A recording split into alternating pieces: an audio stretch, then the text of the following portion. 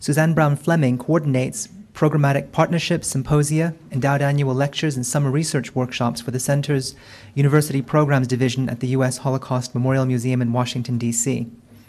Her current research is for a monograph entitled The Vatican-German Relationship Reexamined, 1922 to 1939, and she's published recently a monograph, Holocaust and Catholic Conscience, Cardinal Aloysius Münch and the Guilt Question in Germany. She'll be speaking today on the Holocaust and the New Catholic Conscience. Please welcome Dr. Suzanne Brown-Fleming.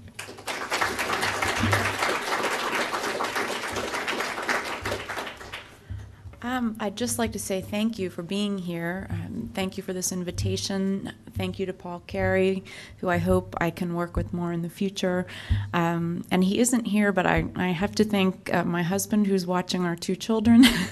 And I've been gone for a week, so he won't even know I thanked him, but I'm thanking him. I'd like to begin by telling you 6 stories. The first comes from the memoirs of Joseph Berger, a Jewish man born in the then Polish city of Lemberg and a Holocaust survivor. He relays the following anecdote. I'm quoting from him. "I remember the story of a 14-year-old boy who escaped from a pit filled with massacred Jews. The youth was stark naked and covered with the blood of his fellow Jews, who were dead in a mass grave. When this Jewish boy came to some peasant women begging for help, they chased him away, yelling, 'Jew, go back to the graves where you belong.' Later, the boy was so desperate, he returned to the house of the same peasant women. He knocked on the door, telling them, 'I'm your Lord Jesus Christ. I come down from the cross. Look at me full of blood, pain, and suffering of an innocent young man.' The woman crossed herself, knelt down on her knees, and ushered the boy into her house and fed and clothed him for 3 days. My second story dates to January 1946, when the first installment of a Roman Catholic pastoral letter entitled One World in Charity appeared in the United States. It would surface in occupied Germany 1 year later. One World called Allied authorities, quote, other Hitlers in disguise, who would make of the German nation a crawling Bergen-Belsen. Only a few criminals perpetrated the inhuman crimes carried out under the Nazi regime, argued this pastoral letter. Why then, asked its author, should women and children suffer?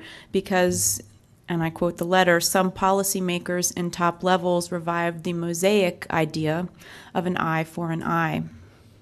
The author of One World was German-American Aloysius Münch, then Bishop of the Diocese of Fargo, North Dakota. Bishop Münch's imagined One World would, quote, never be built those who hate, and in hating take their inspiration from the hard teaching of an eye for an eye and a tooth for a tooth. It will have to be built by those who believe in Christ's law of love, end of his quote. He wrote in this pastoral letter, juxtaposing the Old Testament laws of Moses and Israel, the laws of Judaism, to those of Christ, of love, of New Testament, of Christians. My third story. In September 1947, over 2 years after the Second World War ended in Europe, German Catholic Otto Kling of Munich wrote Cardinal Michael Faulhaber of Munich, regarding the dangers he believed Jews still presented in post-war Germany.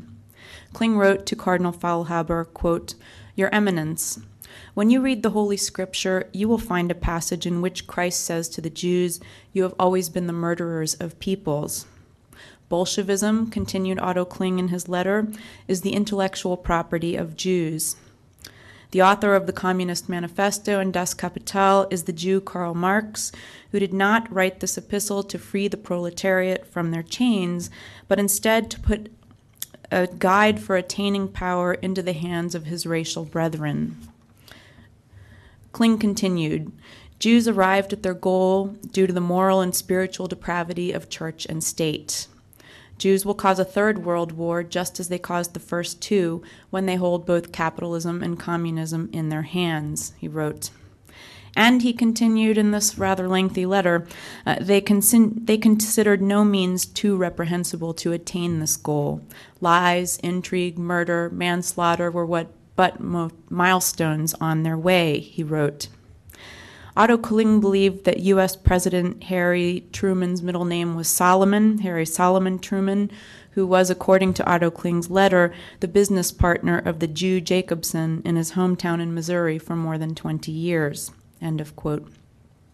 Kling theorized that, quote, the likelihood we are dealing with a Jew or baptized Jew who sprinkles sand into the eyes of the Holy Father, Pope Pius XII, is very great. End of quote. My fourth story. 2 months earlier, in July 1947, Shlomo Diamant described his journey from Siberia through Central Asia to Lublin, Poland. I saw the gas chambers into which the infants were sent, but the deepest impression was made by a monument erected in the middle of Majdanek, atop the mass grave of hundreds of corpses, which the Russians found unburied when they entered, Shlomo Diamant wrote. I can still see that great crucifix in the middle of Majdanek. I shudder at the image. Why was there no Magen David? Weren't the children of David murdered there? Did the Jews not cry out, Shema Israel, as they were about to be killed? So why was there a crucifix? Because even the ground which became the grave of our holy ones does not belong to us. It is Christian. That is why there's a Christian crucifix. We have nowhere to live and nowhere to die, he wrote. When I asked what I saw in Majdanek, he concluded, I said I saw a crucifix. Okay. Fifth story. 10 years after German Catholic Otto Kling penned his viciously anti-Semitic letter to Cardinal Michael Faulhaber of Munich, 10 years after Shlomo Diamant made his visit to Majdanek to grieve, only to find a crucifix, Eugenio Pacelli, Pope Pius XII, the man wearing white in this photograph, held an audience with his nuncio, or papal diplomat, to Germany, the man wearing black. Pacelli succeeded to the papacy in March of 1939, only 6 months before the Nazi invasion of Poland that marked the beginning of World War II in Europe.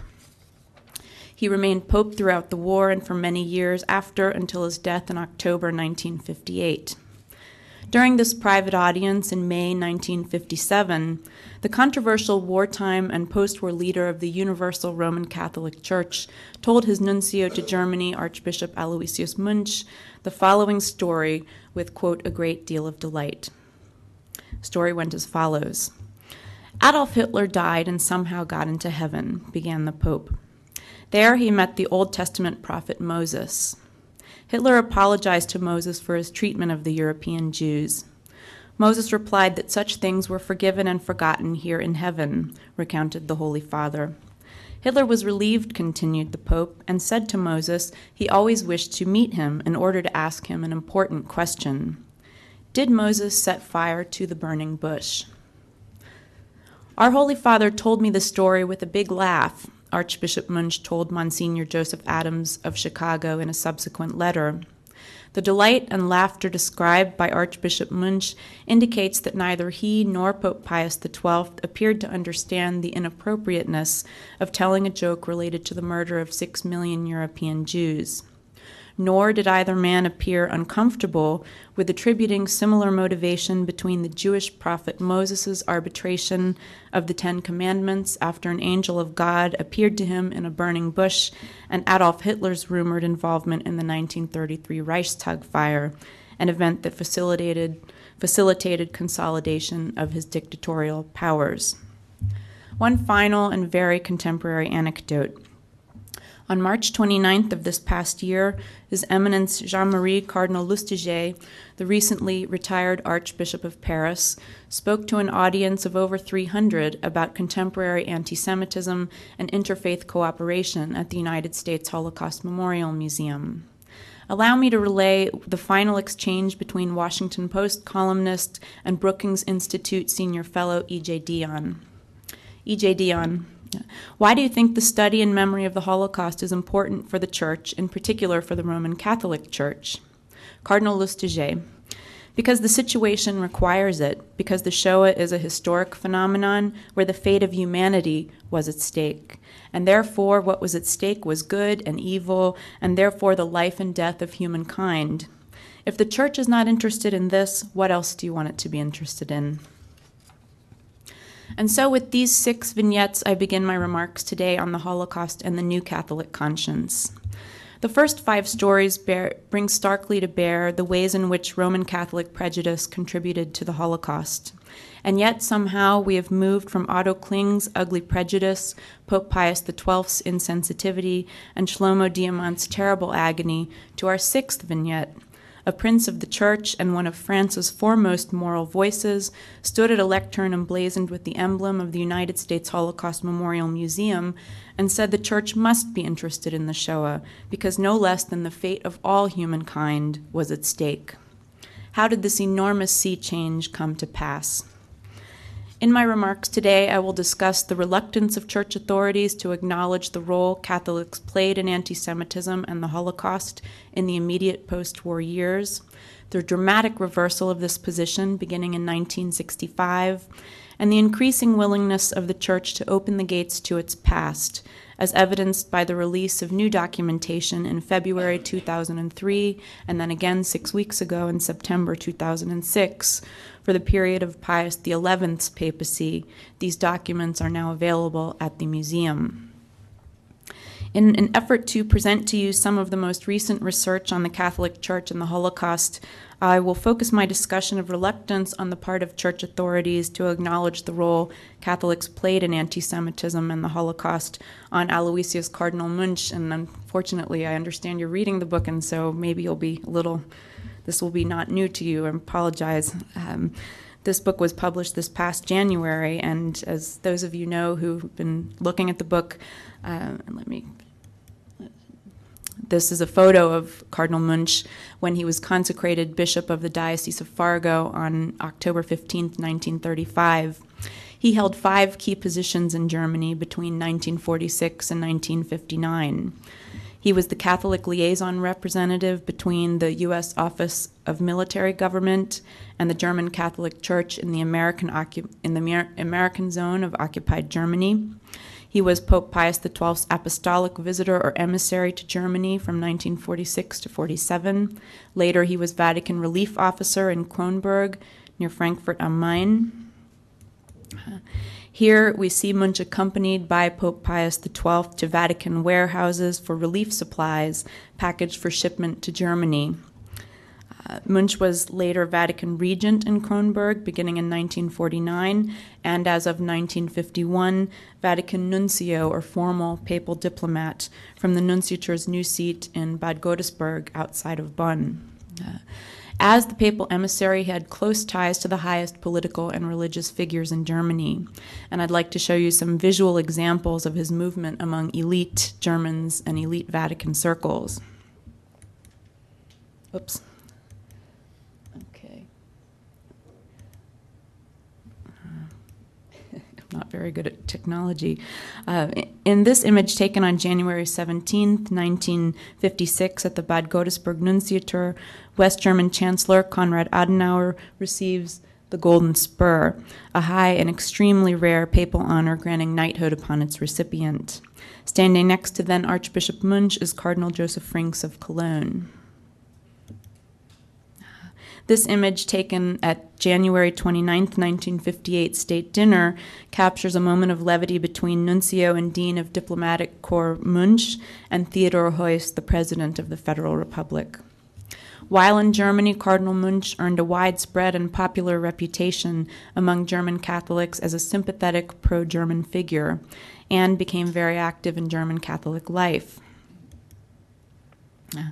Here we have a photo of Munch taken in Friedland on September 1949, the 22nd of September, as he greets German prisoners of war returning from Soviet captivity. This image was taken on June 28, 1951, during a pilgrimage in Silesia, and behind him is Archbishop of Paderborn, Lawrence Jaeger. Here Munch is pictured at the annual celebration of the Feast of St. Boniface in Fulda, 13 June 1954. And finally, an image of Angelo Giuseppe Roncalli, Pope John XXIII, pictured here on October 6, 1959, with Cardinal Munch and Leo Dvorak, Auxiliary Bishop of the Diocese of Fargo, North Dakota. Otto Kling's letter cited earlier was one of tens of thousands of letters in the Cardinal Munch collection, written by German and American prelates, clerics, and lay Catholics in the years 1946 to 59. These letters demonstrate significant anti-guilt and anti-Jewish overtones. Personal letters to and by Cardinal Munch, bolstered by recollected conversations recorded in his diary, demonstrate that he, as well as select American prelates, clerics, lay Catholics, and U.S. Army officers, viewed German Jews who found shelter in America after 1933 as alien or recent Americans, unfamiliar with, quote, American standards of fairness and incapable of true loyalty to the United States, believed them to be in control of American policymaking in Germany, and alongside German Jewish emigres, Jewish displaced persons were also feared as avengers who wished to harm so-called victimized Germans and were believed to be godless, amoral, dangerous, and excessively involved in leftist activities.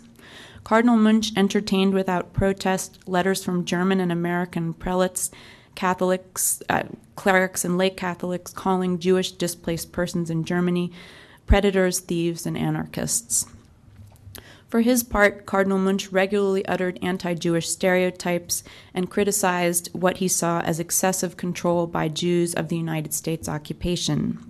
He regularly and deliberately employed terms like recent Americans or emigres, 39ers, coded phrases to refer either to Jewish Germans or possibly leftist Germans whom he assumed to be Jewish, who were now part of American occupation forces in Germany. Cardinal Munch and selected correspondents conflated the term Jew with being leftist, socialist, or communist. Such types, thought Cardinal Munch, were vindictive and vengeful. Cardinal Munch and those of his ilk repeatedly referred to, I'm quoting at length now, 39ers, those who fled Hitler's Germany around 1933 and 1934, took out citizen papers around 1939, and then reappeared in an American uniform in Germany to wreak their vengeance in every way on the defeated foe, end of quote. Exactly how Aloysius Munch earned his popular reputation among German Catholics as a sympathetic pro-German figure bears explanation. We return to his pastoral letter, One World, which I excerpted earlier. Available documentation indicates that multiple truncated versions of One World appeared in occupied Germany without Cardinal Munch's intervention or even consent. Even so, he never publicly recanted the anti-Allied position and pro-German position he took in One World, despite its widespread dissemination across Germany via newspapers and illegal copy. In private, he even expressed satisfaction over its dissemination. German-American readers thought One World made Cardinal Munch particularly well-suited to his new duties, ministering to a beleaguered, in their view, German society. German readers, too, took note of One World, mimeographed it for wider distribution, or requested additional copies, which the nunciature provided, and used it to justify the all-too-common argument that Germans were neither guilty nor responsible for Nazi crimes. One particularly distressing response to One World came from Hedwig Romer, a teacher in a Munich public school. Quoting from her letter, "We understand that other people shrink from our deeds, thinking we are all of bad character," she acknowledged in her letter. She continued, "It's deeply humiliating and depressing. Though we did not know anything, most of us, of those cruel acts and places," she continued. We know now that this is false. She continued, "There are real plans to kill millions and millions of Germans," she insisted. "We all wish to give satisfaction to those countries suffering from us and to help those victims of the past time. But we presume the idea is of killing us in a slow way rather than doing it with gas. Sometimes we think it more merciful to die like them in the KZ, or Konzentrationslager," end of quote. Cardinal Munch actively participated in the sweeping and Vatican-supported post-war clemency campaign on behalf of German war criminals, including Holocaust perpetrators. In the privacy of his diary, Munch defined war criminals as persons participating in medical experiments or other brutal acts carried out at concentration camps, or those who became involved in, quote, deportation of people or slave labor, end of quote. All other sentences given to those who didn't fit those categories were questionable, Munch noted in his diary. During a private meeting with United States High Commissioner John J. McCloy in November 1950, Munch discussed the fact that some were, quote, up to their elbows in blood. He thought the press should give facts to the public to answer sentimental objections. The SS cases were especially bad, he noted in his diary.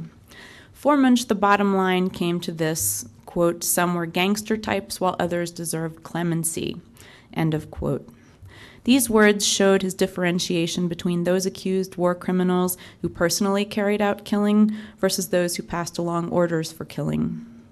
For example, in 1953, Munch became distressed upon hearing that Konstantin von Neurath, Erich Raeder, Karl Donitz, Walter Funk, Walter von Schirach, Albert Speer, and Rudolf Hess, quote, had no bed during the day, chairs without a back, lights remained on at night, and were given poor meals while incarcerated at Spandau prison. Munch called the imprisonment of these leading Third Reich personalities, quote, another terrible blotch on our record for decent, humane treatment toward war criminals, end of quote. Referring to these men, he wrote, mercy towards criminals, if they were that, is still a Christian virtue. This amazing collection sheds light not only on how Munch, the Vatican's diplomat to Germany for 13 years, viewed war criminals, but also how members of the German Catholic hierarchy, clergy, and laity viewed them. I'm just going to give you one fairly extended example, telling us the support of a group of Berlin nuns for SS Gruppenführer Karl Brandt. Let me see if I can click this the right way. Nope. Okay, there we go. Brandt became Adolf Hitler's attending physician in 1934. In 1942, Hitler appointed him General Commissar for Sanitation and Health, with control over all military and civilian medical institutions. Brandt was instrumental in the very first instance of murder in what would become the euthanasia program.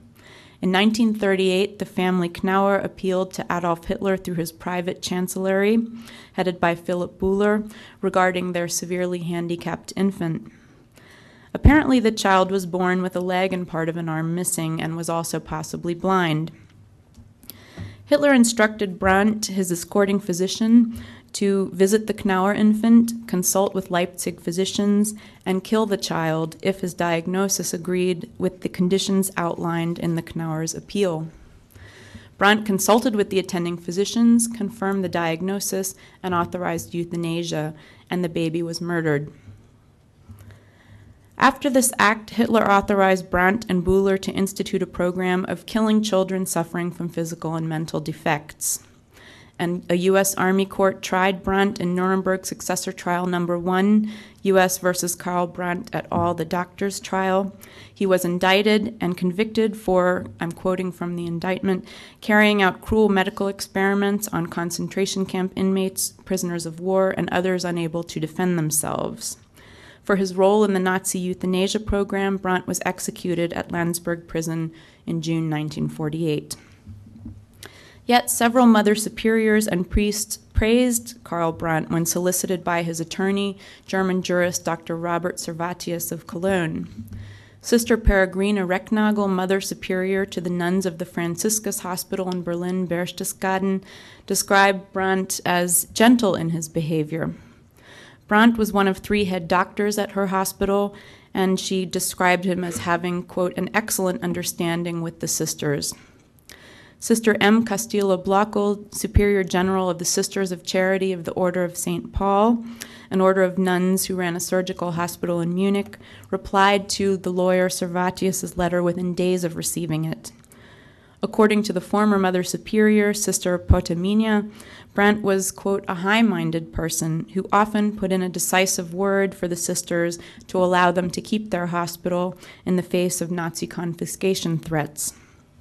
Sister Sibalda, Mother Superior of the Franciscan Nursing Sisters of the District Hospital in Berchtesgaden, saw a picture of Herr Professor Karl Brandt in the local paper, Südostkurier, and read an article regarding his imminent condemnation in Nuremberg. In response, she told her fellow nuns, quote, if I could be of help to this man, I should do so gladly, for we are all very much obliged to him. Keep in mind, this is in a period where the Nuremberg trials and their were being reported in the papers. So what he was being charged with and the crimes I described were available to public consumption. She told her fellow nuns, "We sisters were always of the opinion that this man thoughtlessly got himself into a trap from which he could not free himself. Whether Herr Professor Brunt was otherwise politically active, I do not know, but I do not believe so," she said. Servatius got several other similar supportive responses from priests and nuns who had worked with Brandt at various clinics and hospitals. Given this history, a history of looking at letters to Cardinal Munch during the 1950s that is really only 50 years old, how is it that I, a product of 12 years of education in private Roman Catholic schools between, I'll just date myself, 1975 and 1987, never heard an anti-Jewish remark from my own teachers, fellow students, or co-religionists? What had changed? Historian Michael Fair credits French-Jewish Holocaust survivor Jules Isaac's wartime study, Jesus and Israel, written while Isaac was in hiding, and the subsequent Salisbury theses with a major role in overturning over 2,000 years of an anti-Jewish tradition in the Roman Catholic Church. Created by Isaac in collaboration with 3 Catholic figures who dedicated themselves to improving Christian-Jewish relations, these were Jacques Maritain, Karl Thiem, and Gertrude Luckner, the Salisbury Theses made the following path-breaking at that time statements: that both the Old and New Testaments were inspired by one and the same God, that Jesus of Nazareth was Jewish, which I actually never heard until my early 20s after all that Catholic school, that the disciples, apostles, and first martyrs were Jewish, that God's command to love thy neighbor is found in both the Old and New Testament, that Judaism was not superseded by Christianity, that the word Jew did not and should not mean enemy of Christ, that to assign blame to all Jews for the crucifixion is invalid, nor did Jesus curse his crucifiers while dying on the cross, and finally that Jews were not a cursed people. In 1959, Jules Isaac, then 84, a survivor whose family was gassed at Auschwitz, held an audience with Pius XII's predecessor, Angelo Giuseppe Roncalli. We'll go back to him. Let's see. I have the backwards well. Pope John XXIII. Like his predecessor, Roncalli too had spent decades working in the Holy See's Secretariat of State as nuncio or papal diplomat to Bulgaria, Turkey, and France. On July 19, 1944, then nuncio to Turkey, Angelo Roncalli, future John XXIII, appealed to President of Hungary, Miklos Horthy, on behalf of 5,000 Hungarian Jews with visas to Palestine. Monsignor Roncalli asked that these Jews be allowed to go to Palestine instead of being deported to Auschwitz and gassed. Monsignor Roncalli also provided baptismal certificates to Jews in hiding. That goes to show you, too, what kind of options were available at the time to concerned Catholics and prelates. These were the wartime actions of Pope John XXIII, who, following Jules Isaac's visit in 1959, astounded the world by calling an ecumenical council. Weeks later, during his audience with the new pope, Jules Isaac suggested that the upcoming council include a subcommittee to review Catholic relations with Jews. John XXIII responded by sending Isaac, a Jew and a Holocaust survivor, to Cardinal Augustine Bea, who was responsible for the council's agenda regarding non-Christian religions. Pope John asked Isaac to relay the Pope's wish that Catholic teachings about Judaism be included in the council's discussions. Anti-Jewish teaching in the Church was finally repudiated under the Second Vatican Ecumenical Council, or Vatican II, opened under Pope John XXIII on October 11, 1962, and closed by Pope Paul VI on 8 December 1965. The Declaration on the Relationship of the Church to Non-Christian Religions, or Nostra Aetate, one of 16 documents emerging from Vatican II, asserted that God uses other Christian religions and non-Christian churches in offering salvation to all humankind, meaning the Catholic Church should no longer be understood as the only means to salvation. With regard to Judaism specifically, Nostra Aetate decreed that the Church decries hatred, I'm quoting now from the document, persecution, displays of anti-Semitism directed against Jews at any time and by anyone, end of quote. To date, the Holy See has continued to support the assertions made in Nostra Aetate. In 1974, it issued a document called Guidelines for the Implementation of Nostra Aetate, and in 1985 issued Notes on the Correct Way, a document called Notes on the Correct Way to Present Jews and Judaism in Preaching and Catechesis of the Catholic Church. This 1985 catechism or teaching reads in part, quote, Jesus was, is, and always remained a Jew. Jesus is fully a man of his time and his environment, the Jewish Palestinian one of the first century, the anxieties and hopes of which he shared, end of quote. And in 1998, the Holy See issued the controversial but on the whole supportive statement, We Remember. The last 3 decades has seen a growing number of Christian theologians who move away from earlier anti-Judaic understandings of the New Testament. New scholarship, for example, paints a picture of the Apostle Paul as still very much a Jew, appreciative of the Torah, and struggling to balance the implications of Christ's life and death with the older tradition of the Jewish covenant to God. In 1990, Cardinal Carlo Martini, retired Archbishop of Milan, best captured what can be interpreted as a major lesson of the Holocaust for all Christians. I'm quoting from him, without a sincere feeling for the Jewish world and a direct experience of it, one cannot fully understand Christianity. Jesus is fully Jewish, the apostles are Jewish, and one cannot doubt their attachments to the traditions of their forefathers. End of quote. In 1991, Pope John Paul II declared anti-Semitism to be a sin. And on December 30th, 1993, he announced the Vatican's recognition of the State of Israel. The German Roman Catholic Church made a similar turnaround, today accepting responsibility for the indifference and sometimes activism during the Holocaust and repudiating all anti-Jewish teachings. Today in Germany, 79 chapters comprised of over 20,000 Christians and Jews within a German population of 80 million belong to the Society for the Christian-Jewish Cooperation. While some might say this is still too few, it is a great improvement and nothing short of revolutionary when one considers pre-1960s relations between Christians and Jews. To close, still doing okay. To close, to my mind, one of the most important signifiers of change is the willingness of the Church to open documentation from the Nazi period to historical scrutiny.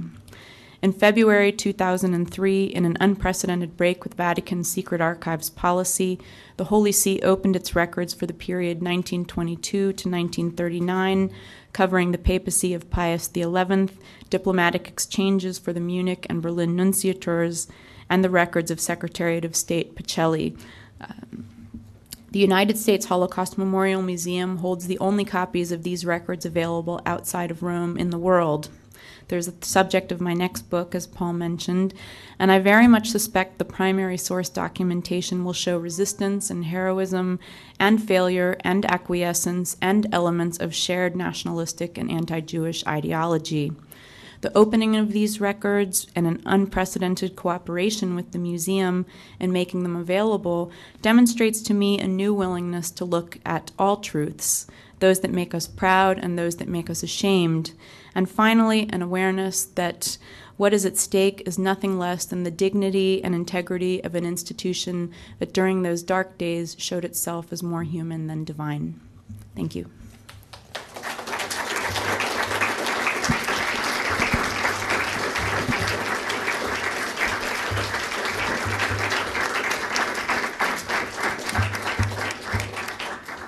We have some time here for questions. We've got a microphone as well, so we'll have somebody, Jana will take the microphone over to anyone who has questions. This has been, I think, a very clear presentation for us, and I think the next book as well, you'll see some of the new research that will come out. We'll all have to read that one as well. But let's move on to questions. Anyone? Yes, Professor Klein. Yes, if you could, here's the, just so everybody can hear. Well, thank you for your wonderful overview, because you packed many things into it. In fact, before 1963, with Concilio Vaticano II, there was no idea of a Judeo-Christian tradition, and so historically, that didn't exist. I want to point out two things. One is a theological basic difference between forgiveness as understood in Judaism and forgiveness as understood in Christianity, which is, of course, the major difference between Old Testament and New Testament. So whereas Christians were wondering whether there should be human rights for Nazi perpetrators, and whether forgiveness ought to be given, because for a Christian, there is no moving forward unless there is forgiveness. Theologically, from a Jewish point of view, where forgiveness is encouraged, it is in fact not mandatory. And theologically, it is only the perpetrator who can go to the victim begging for forgiveness, and the victim decides whether that forgiveness should be granted. And so there's this whole theological discourse of the Catholic Church deciding whether clemency ought to be given or not, because of the idea of forgiveness by proxy, which is a Christian idea that in Jewish theology will not hold at all. And Simon Wiesenthal's great book, The Sunflower, with the symposium at the end, is clearly divided under religious lines, where Christians are more inclined to give clemency and Jews are not. The last thing I wanted to point out was when you explained that Papa Roncalli was trying to provide with forged baptismal certificates for Jews, where in fact, from a Nazi point of view, because of the pseudoscientific experimentations, Judaism is not in fact a religion, but is tried to be conveyed as a race. So in fact, baptizing yourself in or out made truly no difference for the persecution and the deportation, because it wasn't really an instance of whether you had a baptismal certificate or not. Those are really important points, and they raise a couple of issues I just want to mention in my experience on discussing these topics. One is this issue of the clemency campaign that the Catholic and Protestant churches waged, and this issue of forgiveness. Many conservative Catholic scholars have been less than favorable about Chapter 4 in my book on this issue, saying, well, it's Catholic teaching to try to offer forgiveness to all people, including perpetrators, and for you to tell it this way is not accurate. But let me tell you what I think is going on. From reading the documentation, there's not a huge concern about extending forgiveness towards their own community for their participation in the Holocaust. So forgiveness is a convenient notion when applied to those the Christian community wanted to concern themselves with, and these were fellow Christians, even perpetrators. And there's also, when you read the language around these issues, there's a real juxtaposition, I think I've said this in my book, that I see between the Old Testament, what are viewed as Old Testament notions of revenge and justice, and this New Testament love and forgiveness and charity. And I think that there's anti-Semitism under all of that, and under the clemency campaign too. I'm not explaining it well, but it's funny how conservative scholars point that out and say you can't take more meaning if they're asking for clemency, and I don't think that's true. your other point on the baptismal certificates, yeah, it's true that in Nazi racial ideology, whether you had a baptismal certificate or not was irrelevant. I think the reason, again, where anti-Semitism plays into all this, the reason why getting back to baptismal certificates issued was important was so fellow Christians would be willing to help. Fellow Catholics were far less likely to help someone who they perceived as Jewish as opposed to someone who had a baptism certificate. So it was a way, I think, for those issuing these kinds of certificates to try to help Jews in a society that was so set against them, and there was so much anti-Semitism, and any weapon they could give so that the population would help. That you're right, Nazi racial ideology didn't matter. But I think those are great points. Thank you.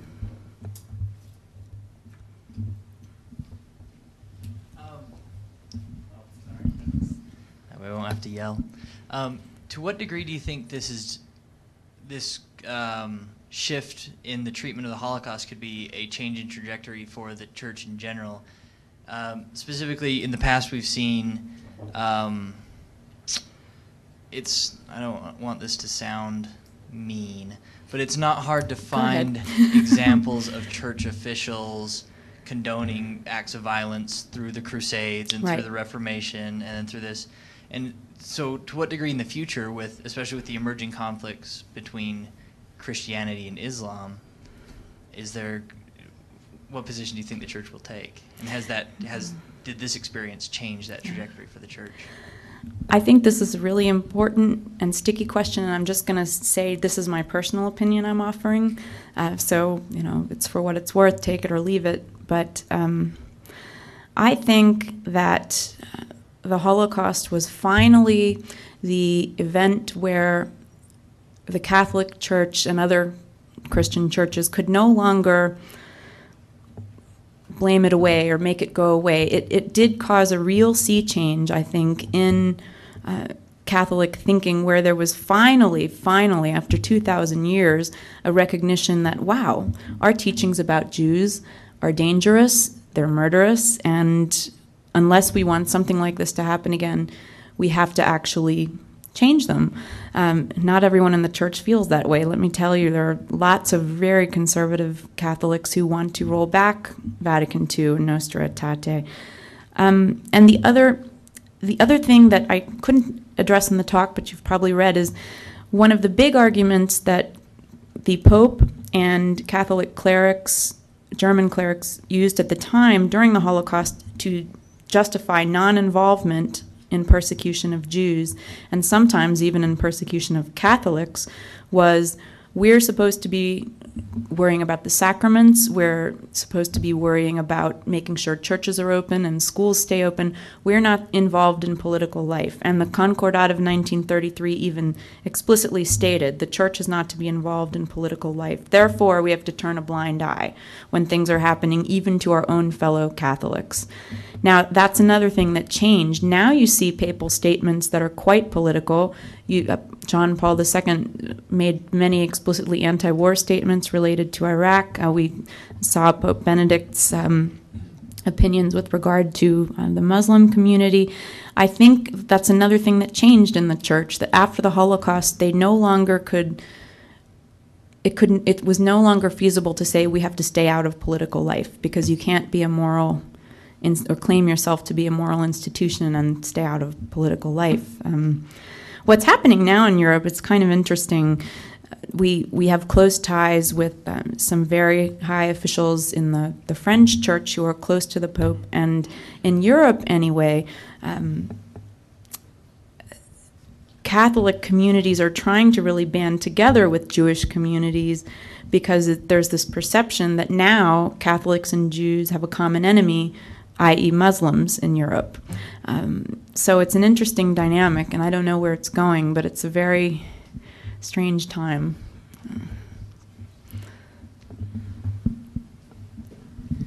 I'd actually like to build on a couple of the comments. I'm reminded of the quote at the end of the documentary film Night and Fog asks, who is responsible for the Holocaust? And I think well, not to draw too much from what you've said, but that we all are. And I would, I guess, draw from Levinas in saying that, who draws from Dostoevsky.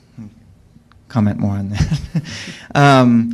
And my question for you is, what do you see the implications of your work and the sort of changing of consciousness to the implications for our actions individually, particularly pedagogical implications? And I just wanted to say one other thing about the Arab American discrimination and the incident with Ray Jarrar and JetBlue and the people wearing the "We Will Not Be Silent" T-shirts. I don't know if you're familiar with that at all. I'm not, no. But it's written in Arabic script, and the "We Will Not Be Silent" phrase comes from the White Rose, the youth group, the anti-Nazi group. And so ironically, there's this new form of racist discrimination or profiling in the U.S. And so I'm wondering about your opinions and comments on our white Christian U.S. lack of concern or inability to see the implications of Holocaust racism with current racism, I guess, is my question. So that was like 4 questions. No,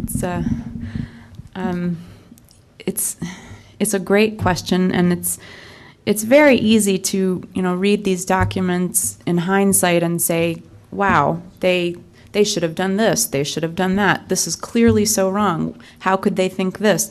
And now we're living in a world where there are a lot of conflicts where speaking for myself, it can be very confusing in the sense that depending on what you read and what news station you follow and which newspapers you look at, it's not even easy to get clear information.